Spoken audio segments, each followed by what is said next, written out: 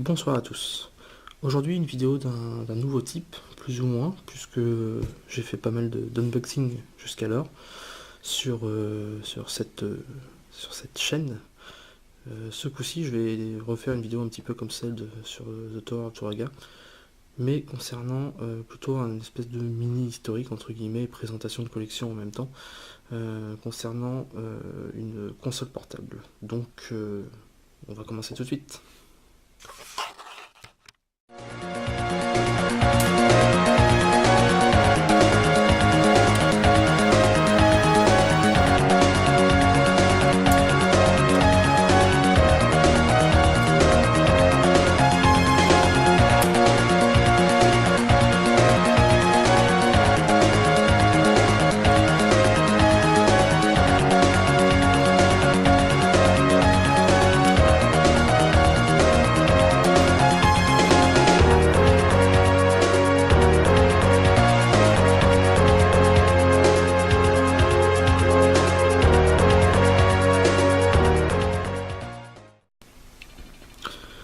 Donc cette première vidéo concernera une console portable sortie à la fin des années 90, à savoir la Neo Geo Pocket Color.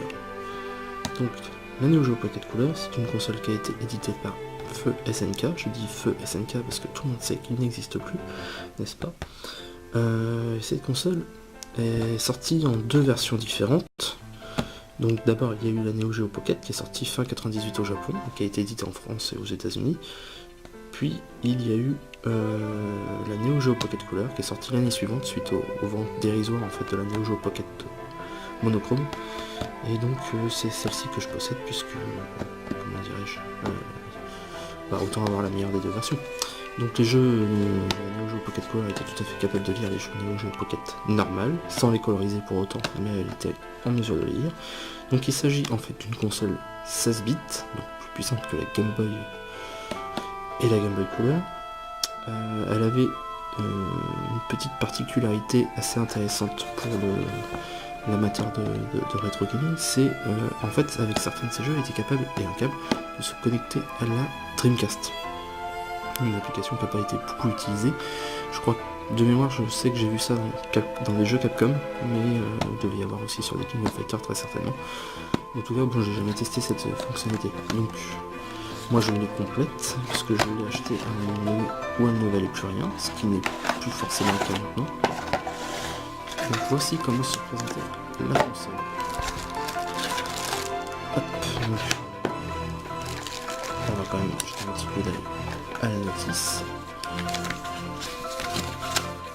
Juste pour voir, donc j'ai une version japonaise parce que la langue était configurable de toute façon dans le menu. Et d'origine, je crois qu'elle est configurée en anglais. Donc voilà, une espèce de grande notice indépliable. Et juste pour, comment dirais-je, un conseil de plus. Voilà, ça c'est la facture que j'avais eue à l'époque, et je sais pas si on voit, je l'avais acheté à Neo Ayato. Et ici, on voit en bas la Neo Geo Pocket Color, et je l'ai acheté 25 €. Voilà. Donc, elle se présente comme ceci, petite console portable, avec deux boutons simplement, pas de gâchette, à l'époque il n'y en avait pas, du son mono, une touche on-off, une touche option, star, la prise pour brancher le câble externe, une pile pour les fonctionnalités qui sont dans la console de base, donc ça c'était une nouveauté à l'époque. Elle fonctionne avec deux piles AA, avec une super grosse autonomie, le volume, prise casque et une prise pour la brancher. Et le meilleur de cette console en fait c'est son stick. Clicky, comme ils disent outre-Atlantique, avec effectivement des micro-switch pour un meilleur confort de jeu. Donc c'est vraiment une console qui tient bien en main. Après, en tout cas, moi j'ai des petites mains, donc je la trouve très très bien. Donc, l'un des inconvénients de cette console, c'est qu'elle n'était pas rétro-éclairée. Ce qui fait qu'il était plutôt compliqué de voir quelque chose. Et alors, je sais pas si on va voir, mais voilà, je pense qu'on voit un petit peu. Donc dedans d'office, elle a un calendrier, une horloge mondiale, l'horoscope, une alarme, et puis les options. Et si on va dans les options, on trouve le choix de la langue, français, anglais ou japonais, donc moi je fais anglais. Donc là on peut sélectionner le thème. Ça c'est pour sélectionner temps et l'heure, donc 10 octobre, 11h40 du soir. C'est parfait, donc en fait la pile n'est pas morte, elle est faible mais pas morte. Et voilà, on a fini de configurer. Donc, ceci étant, la console en elle-même, c'est pas forcément ce qui est le plus intéressant. Hop. Je vais vous montrer comment se présentent les jeux. Alors, les jeux, j'en ai pas des masses, parce que c'était pas forcément ce que je privilégiais en fait dans ma collection, mais je suis bien content de les avoir. Donc que des versions japonaises. Le premier c'est Tennis dans sa version couleur, donc on peut voir que les boîtes c'est des boîtes un petit qui rappellent la Neo Geo première du nom, seule la vraie unique, donc avec des notices couleur, une petite carte d'enregistrement, des notices couleur, hop, petit format qui sont bien rangés, qui tiennent bien, et donc du coup des jeux que l'on peut trouver dans une petite boîte comme sur la Game Boy, et puis qui vont sous format là, donc qui vont rien d'exceptionnel.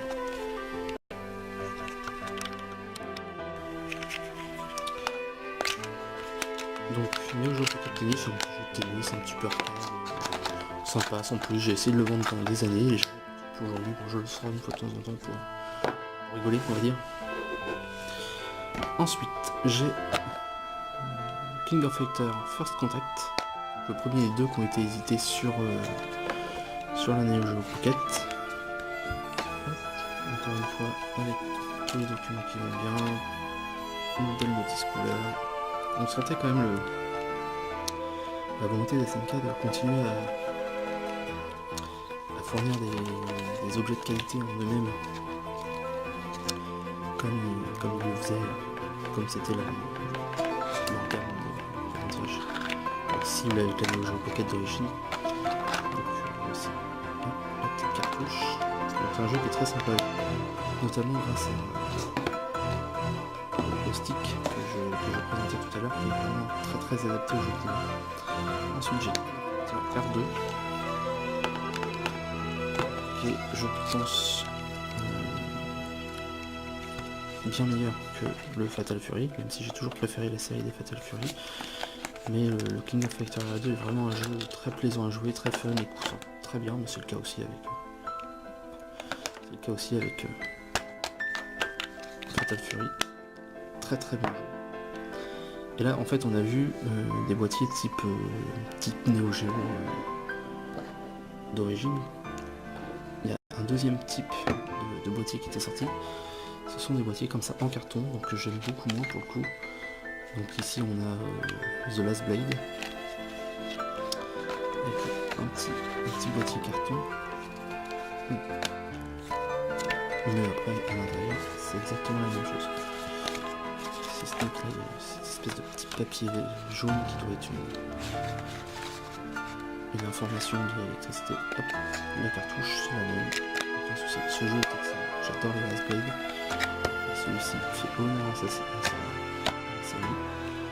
Et le dernier jeu que je possède, parce que comme je vous ai dit c'était une plutôt petite collection, c'est Gambale Neo Pokécoon. Donc ce jeu là c'est un petit peu l'ovni de la console, c'est le LSD de la PS1. C'est un jeu en fait où on dirige ce petit personnage qui est un développeur de jeux vidéo et qui habite dans une pièce. Et donc ici c'est l'entrée de son... Je sais pas si on peut voir mieux.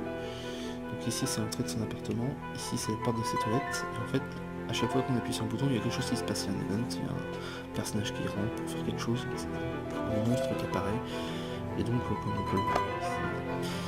Et donc en fait le but c'est d'arriver à, comment dirais-je, stimuler Neo Pokécoon pour qu'il développe des jeux que nous pourrons après jouer dans le jeu, on pourra aller jouer jouer au jeu que le personnage développe.